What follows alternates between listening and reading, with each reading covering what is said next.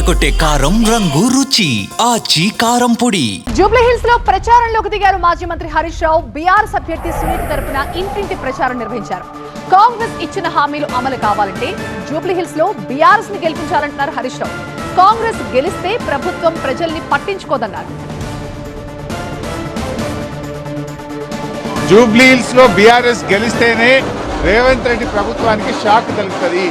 మేము గ్యారంటీ కార్డులు ఇచ్చి ప్రజల్ని మోసం చేసినాం కనుక, ప్రజలకు ఇచ్చిన మాట తప్పినాం కనుక 100 రోజుల్లో 4000 పెన్షన్ ఇస్తామని, 100 రోజుల్లో అక్కా చెల్లెలకు 2500 మహాలక్ష్మి కింద అందిస్తామని మాట తప్పినందుకే జూబ్లీ హిల్స్ లో ఓడించారు అని వాళ్లకు సోయ వస్తుంది, కనునిప్పు కలుగుతుంది.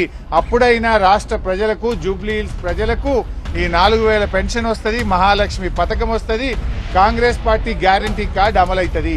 ఒకవేళ తప్పిపోయి జూబ్లీ హిల్స్ లో కాంగ్రెస్ గెలిస్తే ఏమంటారు? రేపు మేము అన్ని పథకాలు ఇవ్వకపోయినా ప్రజలు మమ్మల్నే గెలిపించారు, ఇంకా మహాలక్ష్మి ఇవ్వాల్సిన అవసరం లేదు, 4000 పెన్షన్ ఇవ్వాల్సిన అవసరం